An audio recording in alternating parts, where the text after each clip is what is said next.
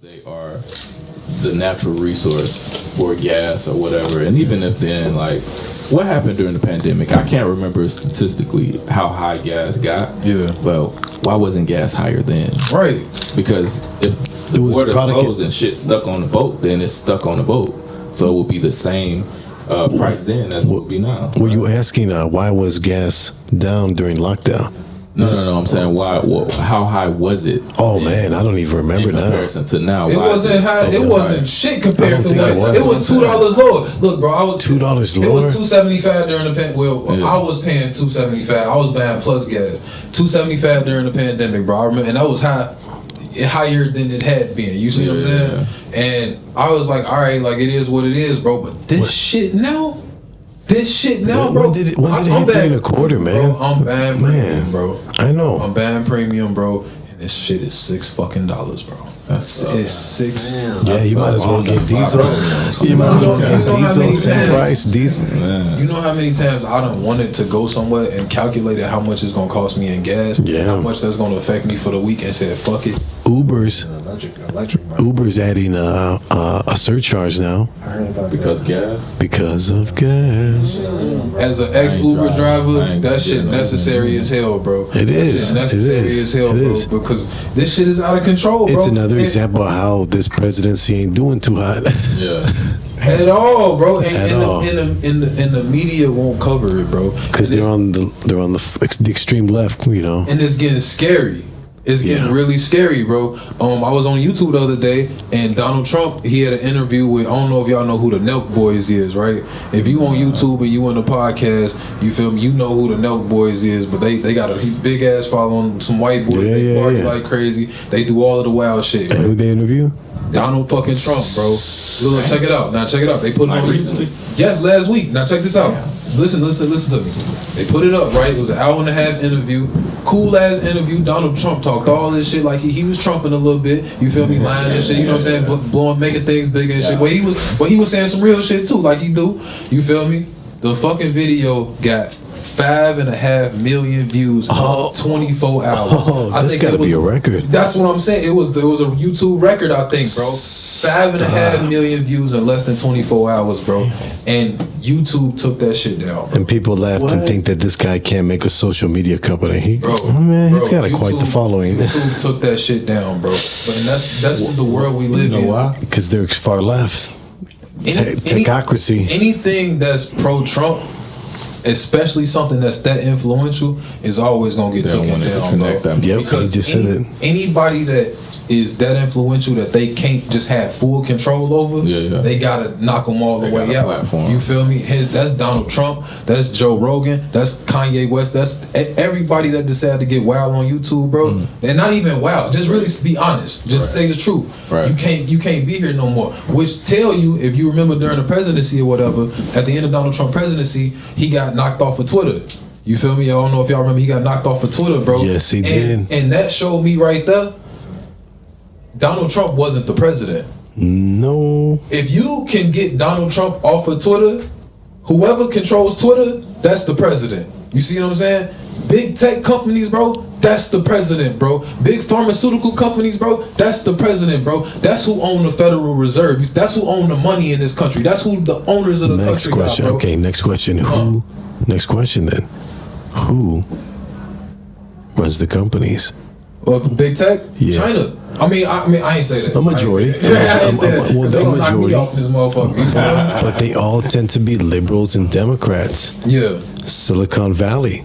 I don't even know if it's so much liberals and Democrats as much as it's a bunch of people that they can control. And all of the people that they can control happen to be, feel me, on this side or whatever, bro. And it is what it is. It's not even a Democratic Republic thing, bro. What if you say technology plus democracy, a techocracy?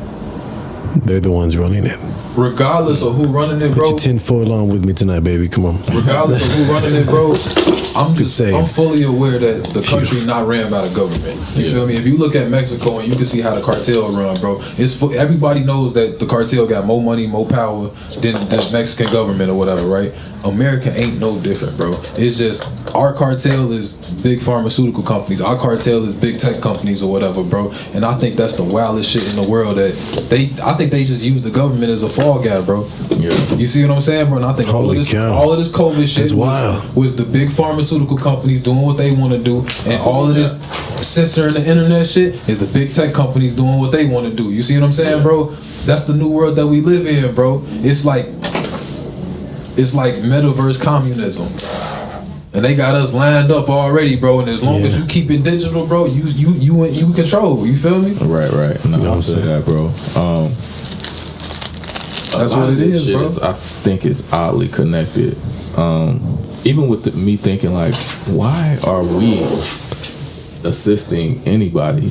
You know, and it just made me think back like, damn, this shit probably connected with all these peace treaties that was probably formed back in the day, and you know, you gotta protect another country. But to me, bro, it just don't. You asking why do we protect Ukraine? Yeah, because we gay bang.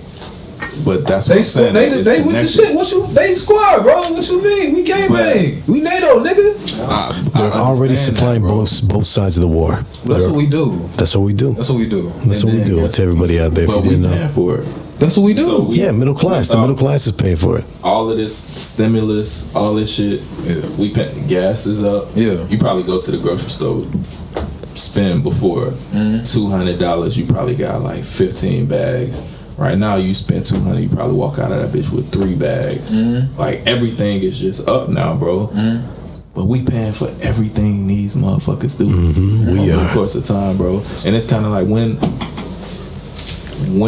shit ain't gonna change, I don't think. All right, so do it. What up, it's your boy Steve Styles from the Reality Check Podcast. Big shout out to Trust the Process. You dig? That's right. And your boy Jarrell right here, you dig? Big shout out to Rap Alive Midwest, you dig? This could not be possible without them.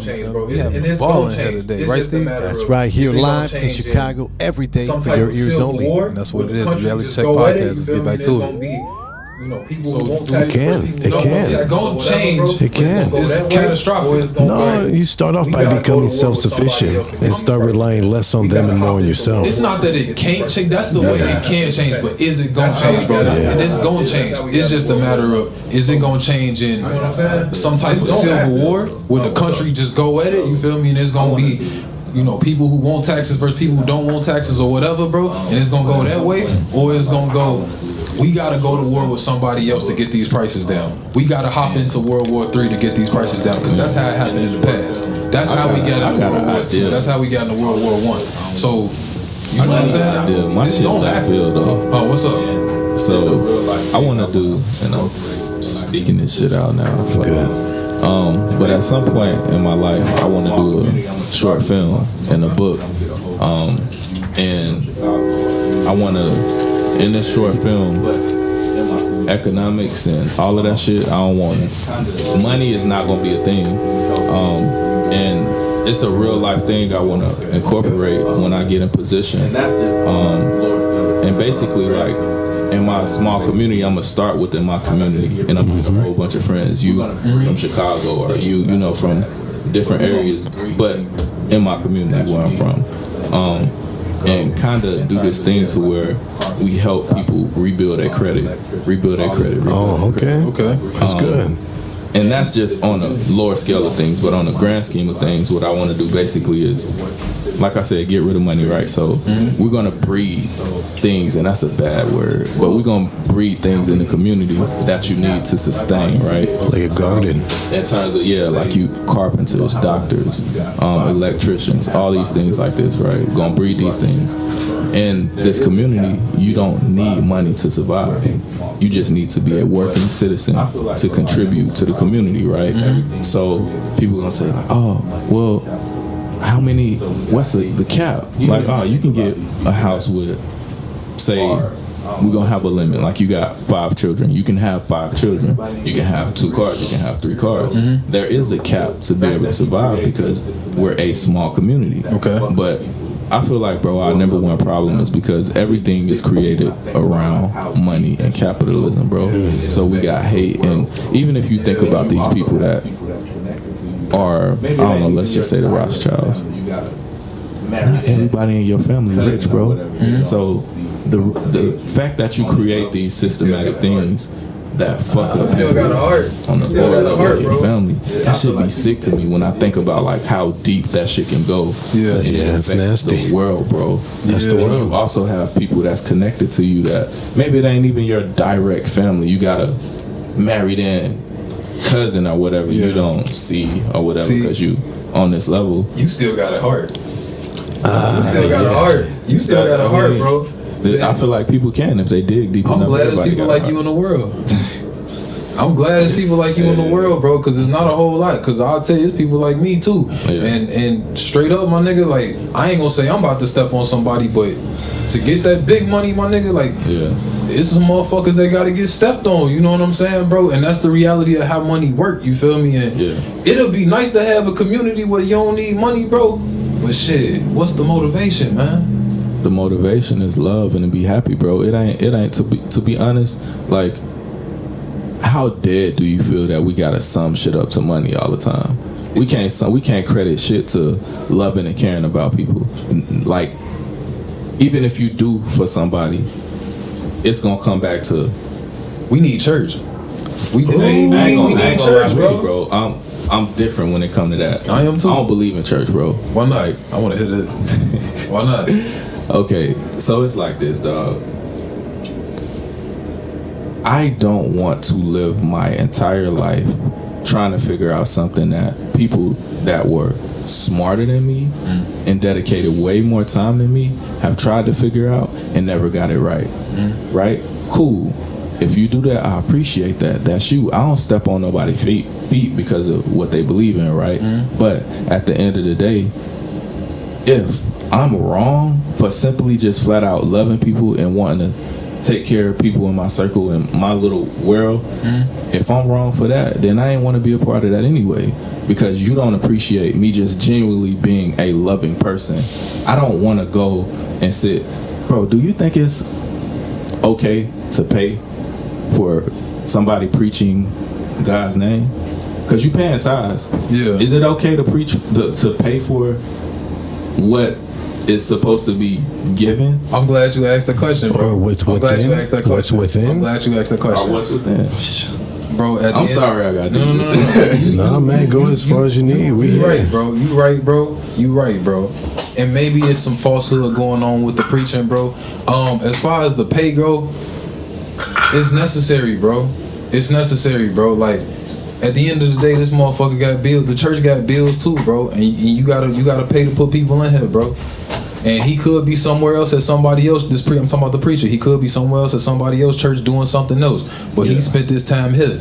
You know what I'm saying? To bring souls to Christ in this building. You know what I'm saying? And he do gotta be compensated for that, bro. Like, but then when you speak up and say like, okay, my ancestors were taught what you're teaching me, right? Yeah. Because you wanted them to learn that, not because it was true. Yeah.